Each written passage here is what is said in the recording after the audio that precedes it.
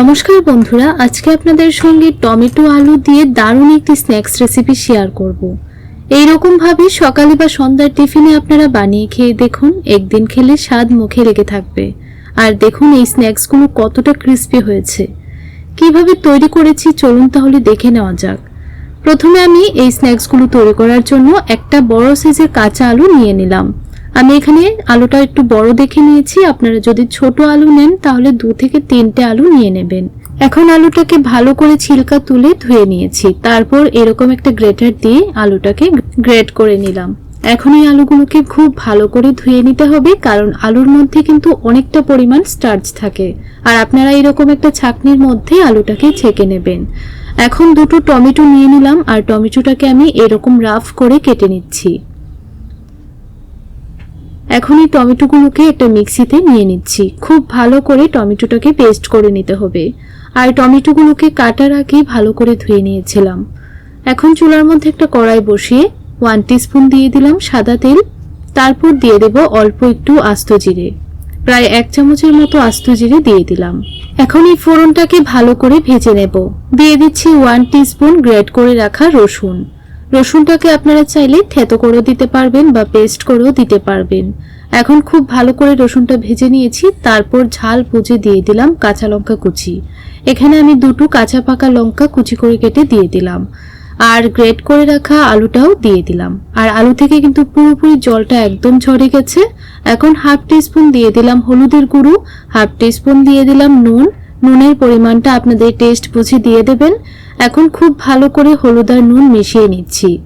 প্রায় 2 মিনিট আলুটাকে রান্না করে নেওয়ার পর দিয়ে দিলাম টমেটো পেস্টটা।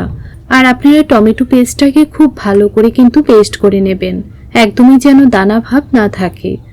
মিক্সিটা ধুয়ে আরও 1 কাপের মতো জল দিয়ে দিলাম। এখন ভালো করে আলুটাকে সেদ্ধ করে নেব। আর স্বাদ অনুযায়ী দিয়ে দিলাম নুন, আর দিয়ে দিলাম 2 টিস্পুন ম্যাগি মশলার গুঁড়ো। প্রথমে আমি অল্প একটু নুন দিয়েছিলাম, তো নুনটা একটু কম মনে হয়েছিল, তাই পরে আবারও একটু দিয়ে দিলাম। এখন দিয়ে দিলাম 1 কাপ আটা। আপনারা চাইলে এখানে আটার পরিবর্তে ময়দা দিয়েও কিন্তু এই স্ন্যাক্সগুলো বানাতে পারবেন। এখন আটাটাকে খুব ভালো করে আলুর সঙ্গে মিশিয়ে নিতে হবে, আর একদম একটা ডোতে পরিণত করতে হবে। যতক্ষণ না পর্যন্ত পুরোপুরি জলটা শুকিয়ে যাচ্ছে ততক্ষণ নাড়াচাড়া করে রান্না করে নিতে হবে। দেখুন যখন এইরকম হয়ে যাবে তখনই নামিয়ে নিতে হবে। এখন আমি একটা প্লেটের মধ্যে নামিয়ে নিলাম, তারপর এরকম 4 কোণা শেপে তৈরি করে নিয়েছি। এখন চাকু দিয়ে এরকম লম্বা করে কেটে নিচ্ছি। আপনাদের পছন্দ অনুযায়ী আপনারা যে কোনো শেপে কিন্তু কেটে নিতে পারবেন। এখন মাঝখান থেকে এরকম লম্বা করে দেখুন কেটে নিচ্ছি। এখন একটা বাটির মধ্যে 1/2 কাপ নিয়ে নিচ্ছি আটা, 3 টিস্পুন নিয়ে নিচ্ছি সুজি। সুজিটা দিলে কিন্তু স্ন্যাক্সগুলো খুব ক্রিস্পি তৈরি হবে। আটা আর সুজি ভালো করে মিশিয়ে নেবার পর কিছু ধনেপাতা কুচি দিয়ে দিলাম, কিছু চিলি ফ্লেক্স দিয়ে দিলাম, 1/2 টিস্পুন আস্ত জিরে দিয়ে দিলাম, 1/2 টিস্পুন সাদা তিল দিয়ে দিলাম, আর কালারের জন্য 1/2 টিস্পুন হলুদের গুঁড়ো দিয়ে দিলাম। এখন অল্প জল দিয়ে একটা ঘোল বানিয়ে নেব। প্রথমে অল্প করে জলটা দেবেন, প্রয়োজন হলে পরে অ্যাড করবেন।